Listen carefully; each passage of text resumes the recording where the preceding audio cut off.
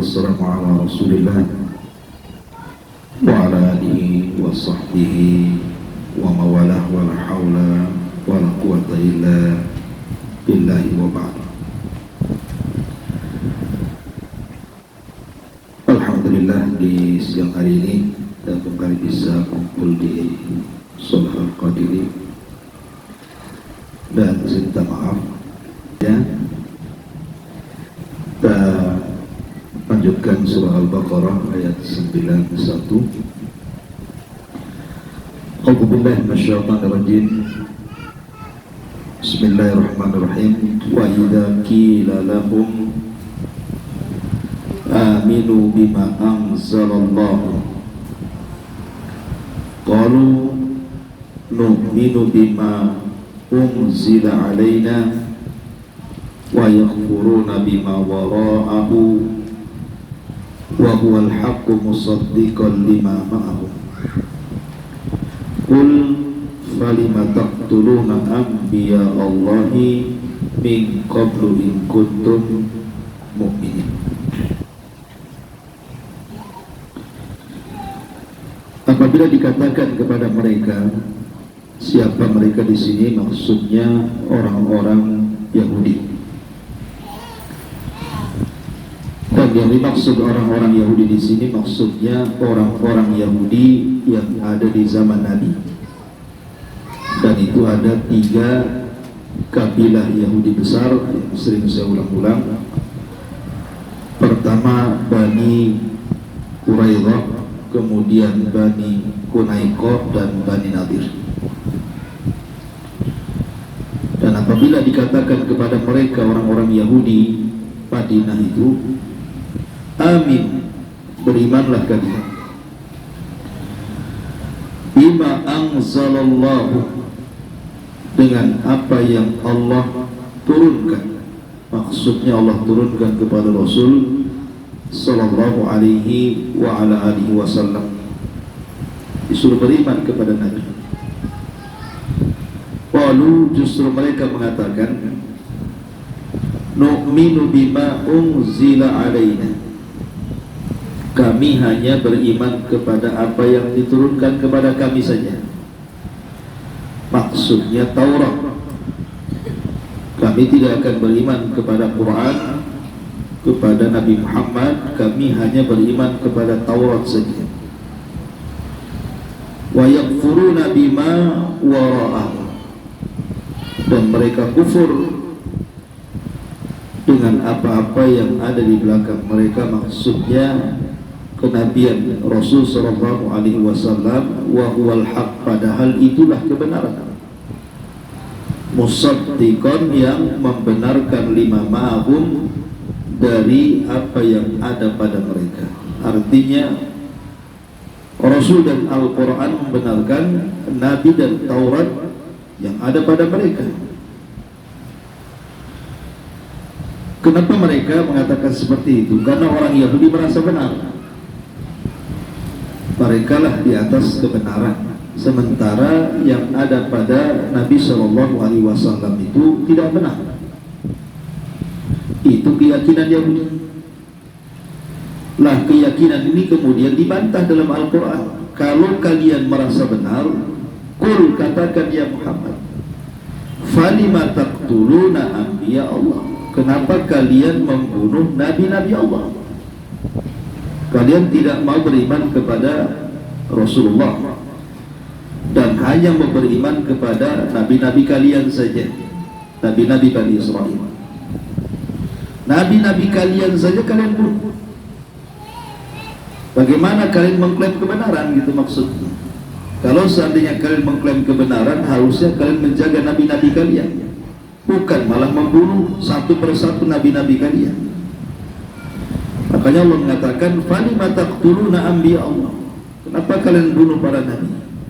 Min qablu, sebelum itu, in kuntum mu'minin, kalau memang kalian merasa paling beriman. Masyarul muslimat yang dimuliakan Allah Azza wa Jalla, ini persis pengklaiman. Orang Yahudi kan suka mengklaim, seperti mereka mengatakan nahnu abnaullah, kami itu anak-anak Allah, katanya orang Yahudi kan. wa ahibbahu, dan kami itu orang pilihan Allah, orang yang paling dekat dan dicintai Allah. Itu pengakuan orang Yahudi seperti itu. Bahkan di dalam Talmud itu dijelaskan bahwa selain orang-orang Yahudi, maka manusia itu sama dengan terlahir dari binatang, tidak ada harganya. Jadi orang di luar Yahudi itu seperti terlahir dari binatang. Kita ini di mata mereka itu kayak binatang, gitu. Tidak ada harganya sama sekali. Karena mereka merasa orang pilihan Allah, kemudian juga orang yang dekat dengan Allah dan dianggap anak-anak Allah. Ketika mereka mengklaim seperti itu, Allah bantah. Kalau kalian merasa orang pilihan Allah, anak-anak Allah, apa kata Allah? Qul falima tu'adzibunallah. Kalau kalian anak-anak Allah, orang-orang pilihan Allah, kenapa Allah azab kalian? Harusnya kalau orang pilihan jangan diazab lah, kan gitu ya. Kalau orang dekat dengan Allah, kenapa Allah azab kalian? Dia sejarah Bani Israel. Ada yang diazab jadi kerang, 3 hari hidup kemudian mati. Ada juga sebagian mereka jadi babi, 3 hari hidup kemudian mati. Ada yang diazab kemudian Allah kirim halilintar kemudian mati semua, gitu ya. Jadi kalau memang kalian benar, kenapa Allah kirim azab? Berarti memang kalian tidak benar, gitu maksudnya. Jadi itu kan pengklaiman-klaim, orang-orang Yahudi suka mengklaim seperti itu. Termasuk dalam ayat ini juga. Ketika dikatakan kepada mereka, berimanlah dengan apa yang turun kepada Nabi Muhammad SAW, mereka mengatakan tidak, kami mencukupkan kepada Taurat saja. Karena kitab Taurat itu kan kitab yang dibawa oleh Nabi Musa, kemudian berturut-turut dijadikan syariat para nabi setelah Musa. Oleh ribuan para nabi dijadikan hukum dan dasar untuk berdakwah kepada Bani Israel. Makanya Allah mengatakan, nabi sebanyak itu yang memikul Taurat, kalian boleh. Makanya lihat dalam surah Yasin itu, ketika Allah Subhanahu wa taala menceritakan tentang Habib An-Najjar. Habib An-Najjar itu disebut Alu Yasin. Makanya suratnya disebut surah Yasin. Ya. Ada namanya Habibun Najjar. Ya. Nah, dalam surah Yasin itu kan Allah Subhanahu wa taala menggambarkan ada sebuah desa dikirim kepada mereka 2 nabi. 2 nabi ini terus berdakwah, tapi tidak didengar ucapannya. Akhirnya 2 nabi ini berdoa kepada Allah untuk dikirim lagi nabi kepada mereka. Dikirim lagi sama Allah jadi 3. Coba satu negeri dikirim 3 nabi, harusnya kan sadar kan? Nabi yang dikirim tapi tidak sadar juga, malah kemudian mulai mereka mengancam 3 nabi ini. Maka datanglah min atrafil Madinah, dari ujung kota Madinah, laki-laki yang disebut Habibun Najjar. Habibun Najjar, keluarga Alu Yasin. Akhirnya kemudian datang memperingatkan negeri itu, harusnya kalian bersyukur, Allah utus kepada kalian 3 nabi, kok kalian tidak bersyukur? Malah kemudian Habib An-Najjar ditangkap, kemudian dikubur hidup-hidup.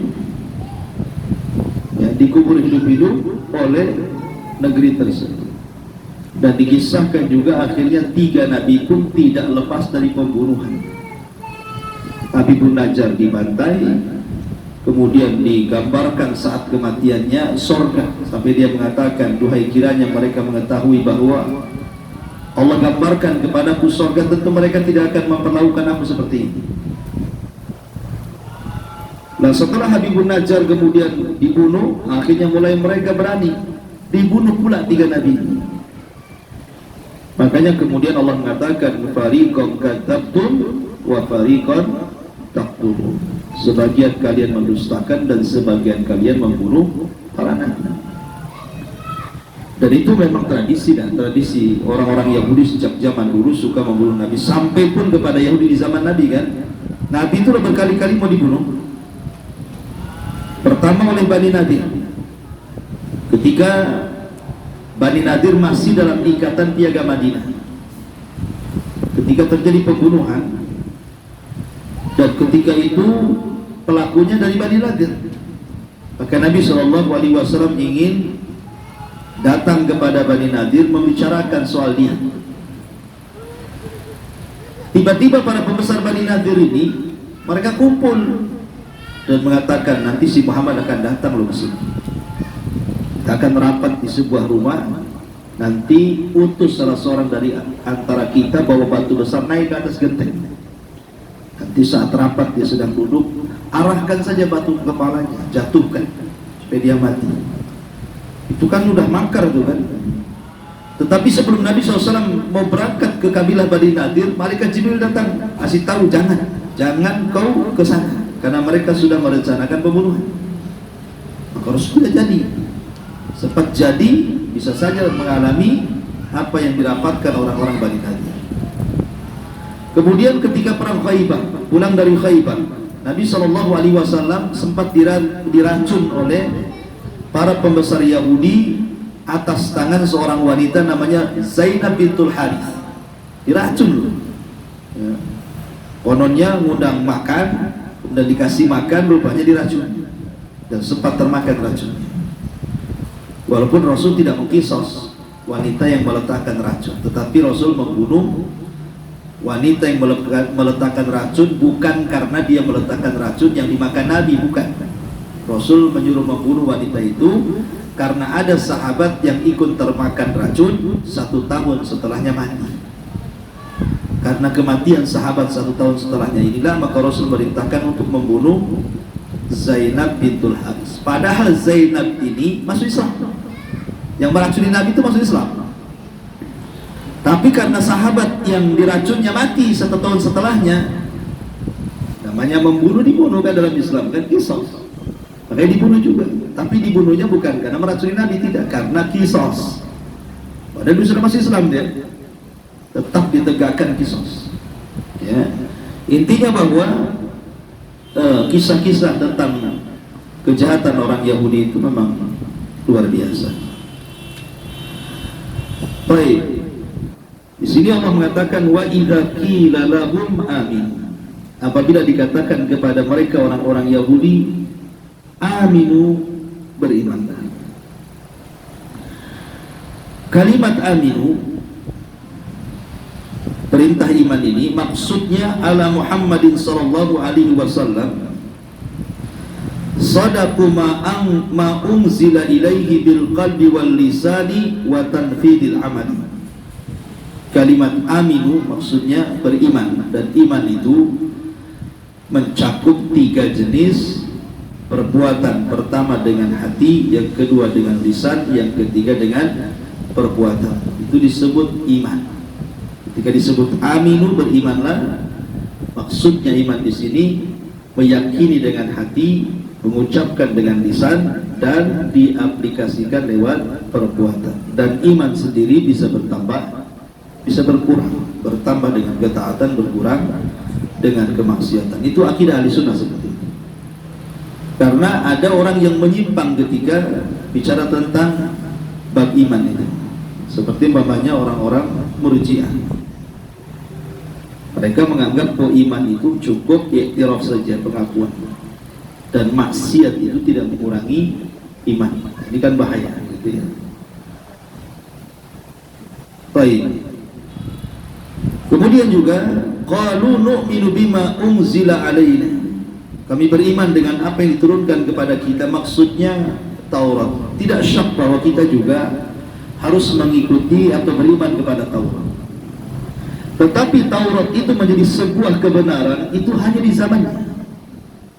Jadi Taurat itu keyakinan kita orang Islam menjadi sebuah rujukan dan kebenaran itu hanya ada pada di zaman. Ya, memang di zamannya Taurat itu petunjuk. Tapi setelah kemudian lewat zamannya datang Zabur, berarti termasuk. Kemudian setelah datang Zabur datang Injil, maka Zabur termasuk. Kemudian datang Quran, maka semua termasuk dan harus mengikuti Quran. Makanya ketika salah satu ayat yang ditafsirkan para ulama ketika mengartikan kalimat petunjuk dalam surah Al-Baqarah itu, faman tabi'a hudaya fala khaufun alaihim wa lahum yahzanun, Barang siapa yang mengikuti petunjukku maka mereka tidak akan takut dan tidak akan sedih. Dalam ayat yang lain, fala yadhillu wa la yashqa, tidak akan celaka dan tidak akan binasa. Maksud petunjuk di sini artinya nabi-nabi dan rasul-rasul yang diutus. Jadi ketika Allah mengutus Musa dan Taurat, itulah petunjuk. Maksudnya di zamannya menjadi petunjuk. Kemudian Allah utus Daud dengan Zabur, itu jadi petunjuk di zamannya juga. Kemudian Allah utus Isa dan juga Injil menjadi petunjuk di zamannya. Lah sekarang itu semua sudah tidak berlaku. Ketika Allah Subhanahu wa taala utus Nabi sallallahu alaihi wasallam dan Al-Qur'an, berarti kebenaran mutlak itu adalah mengikuti Rasul dan Al-Quran. Makanya Rasul mengatakan tidak ada satupun Yahudi dan Nasrani mendengar kedatanganku kemudian tidak beriman, maka dia layak menjadi penduduk neraka jahanam. Jadi mau tidak mau mereka harus ikut Rasul. Karena kalaupun seandainya Nabi mereka hidup pun pasti Nabinya akan ikut Nabi. Kata Nabi SAW, laukana Musa hayyan, kalau seandainya Musa itu hidup, niscaya dia akan ikut aku, kata Rasul. Dia tidak berhak mendakwahkan Taurat dia. Begitu juga kalau seandainya Isa hidup ataupun Daud hidup, pasti mereka akan mengikuti Rasulullah. Apalagi umatnya, nabinya saja kalau hidup pasti ikut Nabi, apalagi umatnya. Sebagai dalil bahwa Nabi yang diutus setelah Rasulullah, ikut ajaran Rasulullah adalah kisahnya siapa? Isa ketika turun sholat di belakang Imam Mahdi. Yang jadi imam siapa? Nah, Imam Mahdi. Yang jadi makmum siapa? Nabi Isa. Kalau memang Isa ini punya syariat sendiri, nggak perlulah dia sholat di belakang Imam Mahdi, kan gitu. Ya pakai ajaran dia lah. Ketika dia sholat di belakang Imam Mahdi menunjukkan bahwa Isa ikut syariat Rasulullah. Dari sini maka pengklaiman bahwa nu'minu bima unzila alaina wa yakfuruna bima wara'ahu wa huwal haqq musaddiqan lima ma'ahum, ini tidak benar. Bahwa kebenaran mutlak itu hanyalah mengikuti Nabi sallallahu alaihi wasallam dan juga Al-Qur'an. Wallahu a'lam. Saya kira satu ayat saja. Karena waktu juga kita buat tanya jawab saja ya, sampai 11:30. Silakan.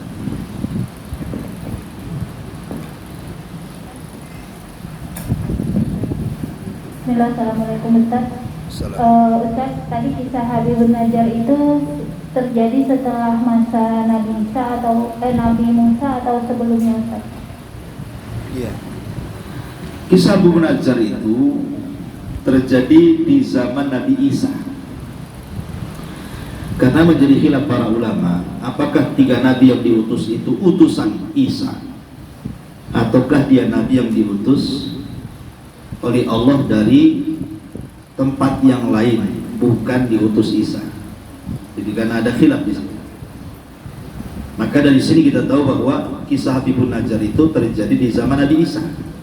Ya, karena ada sebagian pendapat bahwa Isa yang mengutus 2 nabi, kemudian kurang diutus lagi, gitu ya. Jadi ada mereka. Jadi kisah 3 nabi itu juga masih pengikut Nabi Isa, nabi itu. Tapi ada juga yang mengatakan bukan pengikut Nabi Isa, tapi Nabi sendiri yang Allah utus kepada mereka. Karena setiap kaum itu diutus dari kaum, bukan diutus oleh orang lain untuk datang ke sebuah kaum. Karena Allah yang mengatakan laqad ja'akum rasulun min anfusikum, telah datang kepada kalian rasul dari jenis kalian, maksudnya dari daerah kalian sendiri, supaya tahu nasabnya, tahu akhlaknya, tidak dicela, gitu ya. Kayak Nabi kan lahir di Mekah ya, diangkat jadi Nabi di Mekah juga, dan orang sudah tahu masa kecil sampai dewasanya. Sehingga ada juga pendapat tidak, itu bukan utusan Isa, memang Allah utus dari negeri itu Nabi ya, sampai 3 nabi lagi diutus. Nah, dari perselisihan ulama, dari sini kita tahu bahwa masa kisah Habibun Najjar itu di masa Isa bin Maryam. Wallahu a'lam. Ustaz, ini agak sedikit di luar tema.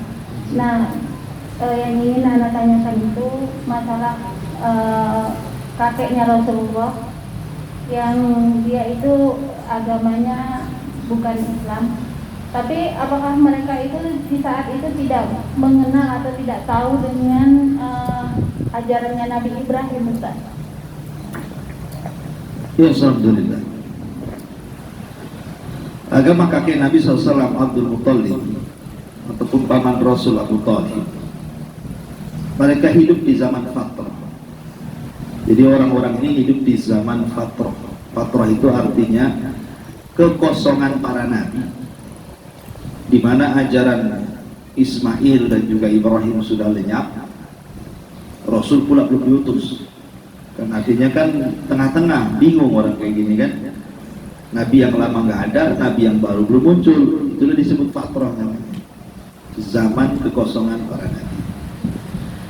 Tapi walaupun demikian, sisa-sisa ajaran Ibrahim itu masih melekat di orang-orang Arab, masih diamalkan. Salah satunya khitan, sunat, gitu ya. Kemudian juga umroh, haji, walaupun ala jahiliyah, kemudian memuliakan tamu dan yang semacamnya itu masih ada. Makanya di zaman jahiliyah, kalau orang masih berpegang kepada din Ibrahim atau Ismail, itu disebut Al-Hanif namanya. Al-Hanif contohnya seperti kerabatnya Khadijah, Waraqah ibn Naufal, itu kan masih mengikuti ajarannya Ibrahim.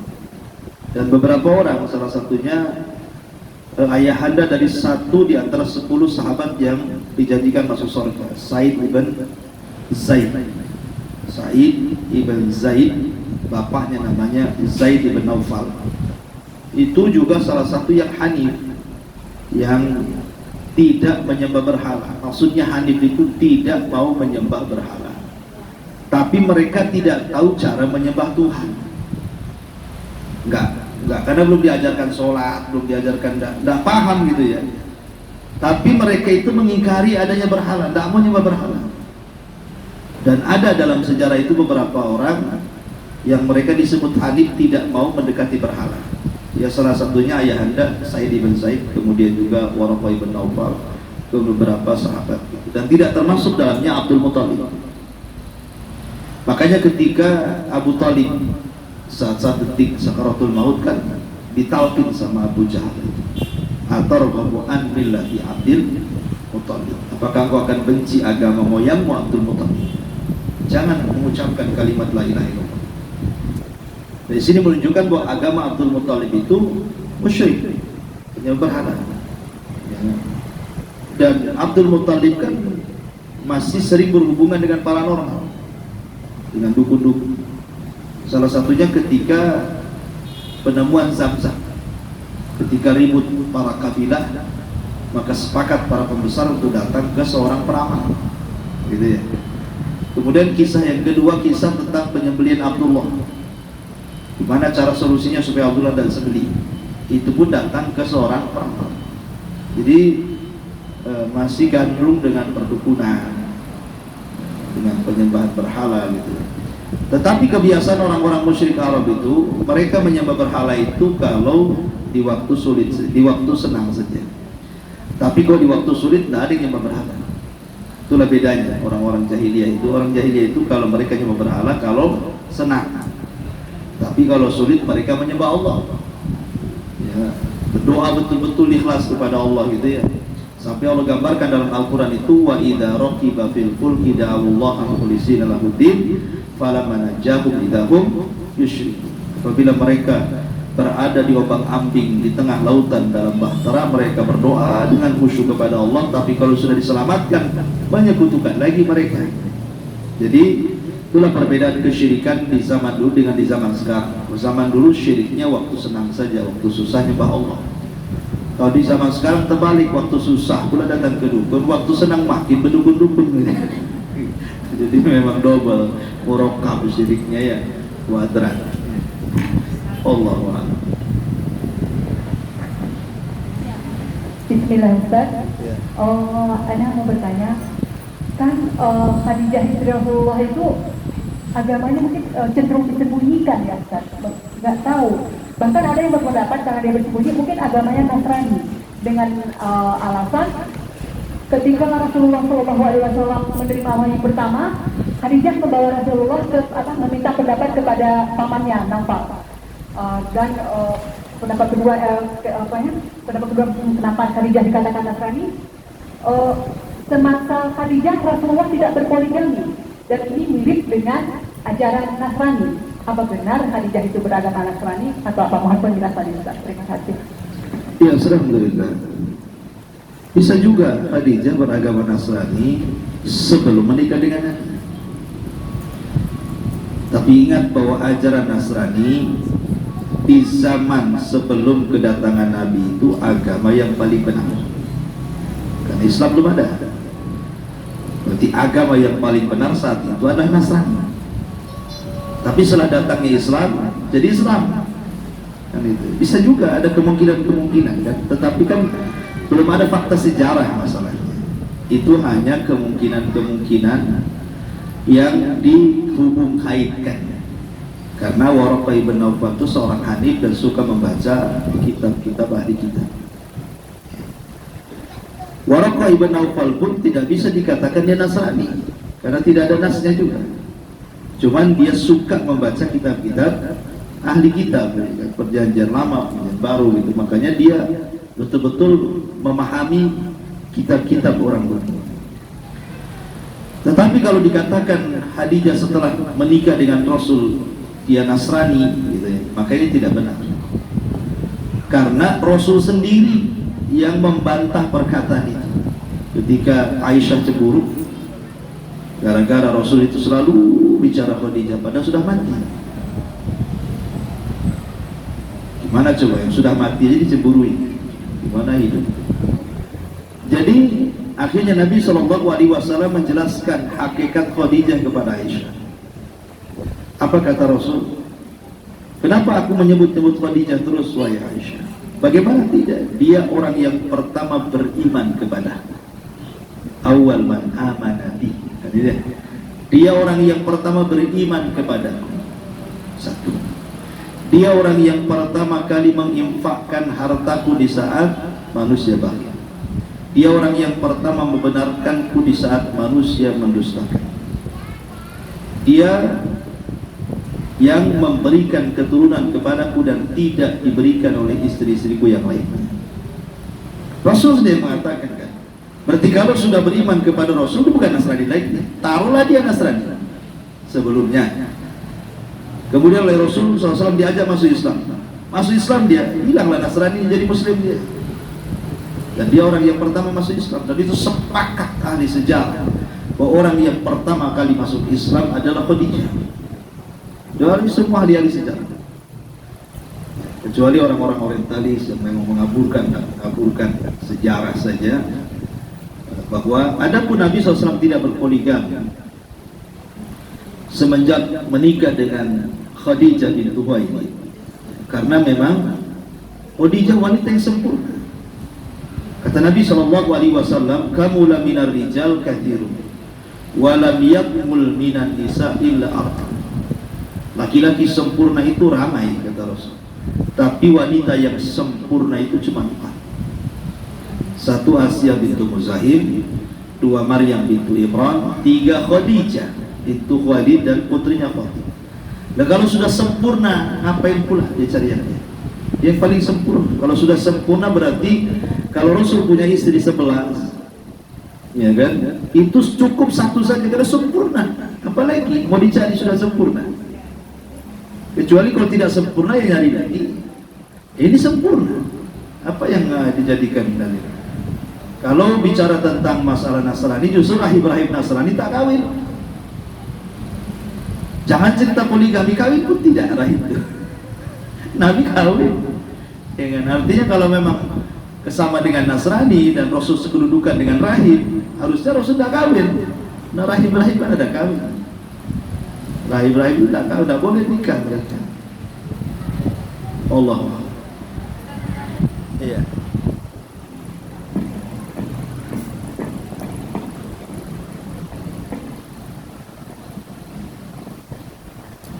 Bismillah, Assalamualaikum warahmatullahi wabarakatuh. Waalaikumsalam. Izin bertanya tentang ibundanya Nabi Isa itu kan di Masjidil Aqsa, Ustaz. Apakah di saat itu, di zaman itu Masjidil Aqsa itu sudah begitu adanya, dan bagaimana peribadatan mereka orang Yahudi? Apakah sama dengan kita sekarang atau yang udah ada sekarang? Ya, alhamdulillah. Kita tahu bahwa sebelum lahirnya Isa tentu agama yang paling benar ya Yahudi, ya kan? Belum lahirnya Isa ya agama yang paling benar Yahudi. Dan Masjidil Aqsa itu menjadi kiblat semua para nabi. Semua para nabi itu kiblatnya ke Baitul Maqdis. Lah keluarga Maryam itu disebut dengan Al-Imran. Ada surat namanya surah Al-Imran, itu keluarga Imran. Keluarga Imran ini adalah keluarga yang diagungkan di Masjidil Aqsa karena Imran sendiri adalah imam. Mungkin dalam Islam itu imam salat. Dia adalah imam, pemimpin. Dan di zaman itu juga banyak para nabi. Ya, tetapi keluarga Imran walaupun bukan nabi tapi orang soleh, tapi sangat dihargai. Kan di zaman Imran itu ada nabi namanya Zakaria. Kan sezaman. Bahkan Nabi Zakaria itu masih saudara gitu ya dengan Imran karena menikah dengan adik istrinya, kakak istrinya, masih saudara gitu kan dengan Imran. Dan Imran itu tokoh. Makanya ketika kemudian bernadar kalau dia punya anak laki-laki maka akan berkhidmat di Baitul Maqdis, rupanya Allah tidak kabulkan nadarnya, justru dikasih anak perempuan. Namanya anak perempuan kan sayang, apalagi Imran sudah meninggal, kemudian ibundanya Maryam tengok anak perempuan kan sayang gitu ya, mau dijadikan masa berkhidmat anak perempuan. Tapi karena kadung sudah nadar, mau tidak mau pun harus melepaskan rasa sayangnya, ya terpaksa dibawa juga ke Baitul Maqdis. Sampai akhirnya semua orang-orang saleh yang ada di Baitul Maqdis itu kan pengen ngambil merawatnya. Gimana tidak, itu anaknya Imam, anak orang yang paling besar gitu ya, paling agung di Baitul Maqdis. Dia semua rebutan lah pengen merawatnya, termasuk juga Zakaria pamannya.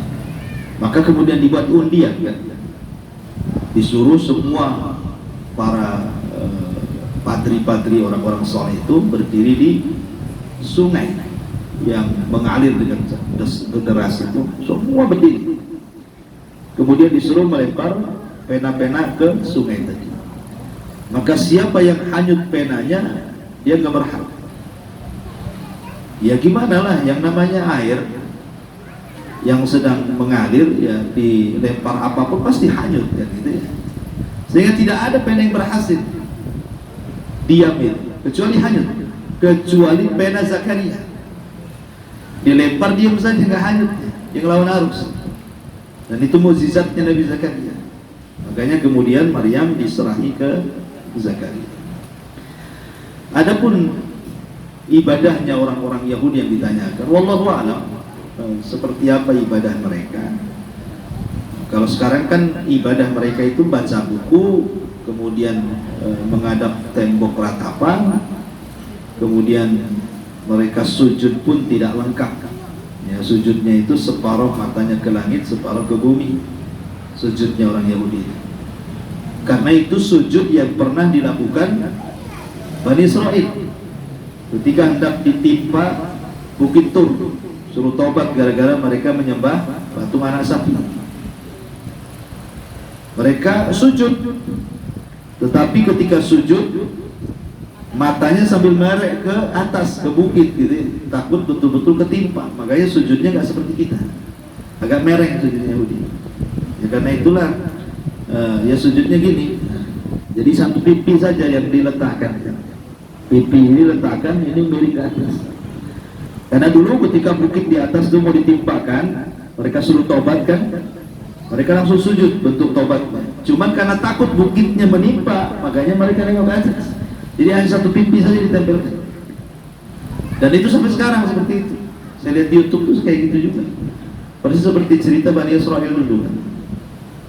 Tapi yang jelas apapun bentuk ibadahnya, kita tidak peduli dengan agama mereka.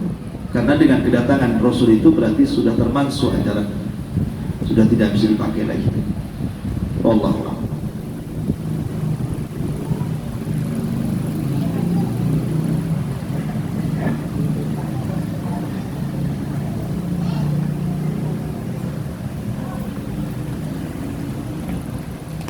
Tinggal satu lagi Ustaz. Ya. Apa Ustaz, Waraqah ibnu Naufal itu kan sempat menjumpai Rasulullah setelah diangkat menjadi nabi. Apakah beliau ini wafat di atas Islam atau masih di agamanya yang lama Ustaz? Ya, alhamdulillah. Waraqah itu masuk Islam, tetapi dia hanya sebatas beriman kepada kenabian, karena Rasul diangkat jadi Rasul. Sekali lagi bahwa Waraqah itu beriman kepada kenabian Rasul, karena ketika Rasul datang kepada Waraqah belum diangkat jadi Rasul, baru jadi Nabi. Okay. Makanya ketika para ulama berselisih pendapat, ulama sejarah, siapa sih yang pertama kali beriman dari kalangan laki-laki dewasa? Sebagian ulama mengatakan Waraqah ibn Naufal, sebagian ulama mengatakan Abu Bakar. Ini jadi khilaf. Ketika terjadi khilaf inilah menunjukkan Waraqah itu masih Islam. Kalau dia tidak masuk Islam, ngapain dijadikan khilaf? Ngapain ada pendapat ulama Waraqah itu orang yang pertama beriman kan? Nggak usah, berarti Abu Bakar lah, nggak usah ada khilaf lagi. Ketika ada khilaf menunjukkan Waraqah itu masuk Islam. Cuman mana yang lebih dahulu, Abu Bakar kah ataukah Rasulullah? Apa Waraqah? Maka ulama berusaha untuk ada yang menguatkan Waraqah, ada yang menguatkan Abu Bakar, ada yang memerinci. Yang memerinci itu maksudnya Waraqah itu beriman hanya sebatas membenarkan, tidak sampai tabligh penyampaian. Lain dengan Abu Bakar, dia membenarkan plus juga tabligh, menyampaikan, jadi penyambung lidahnya Nabi, seperti dakwah kan. Kalau Waraqah kan tidak sempat dakwah, hanya membenarkan, habis itu meninggal. Jadi tidak sempat apa-apa. Tapi kan Waraqah sudah janji, ya laitani kuntu jada'an id akunu hayyan, kan itu ya. Duhai kiranya aku masih muda, kata Waraqah, ketika engkau diusir kaummu, aku yang akan membela. Jadi Waraqah sudah berjanji di sini kan, kalau dia masih hidup, Rasul diusir, maka aku akan membela. Di sini menunjukkan Waraqah sudah tahu dia Nabi dan beriman kepada Nabi, bahkan berjanji untuk menolong Nabi. Tapi kepada Allah meninggal sebelum Nabi diangkat jadi Rasul, meninggal duluan. Nah, dari sini maka kalau dirinci, Waraqah itu hanya sekedar membenarkan, tapi tidak ada tabligh. Abu Bakar membenarkan plus juga tabligh, menyampaikan. Wallahu a'lam. Baik, cukup ya. Mudah-mudahan ada manfaatnya. Subhanallah bihamdika, asyhadu an la ilaha illa anta, astaghfiruka wa atubu ilaik. Wallahu ta'ala. Assalamualaikum warahmatullahi wabarakatuh.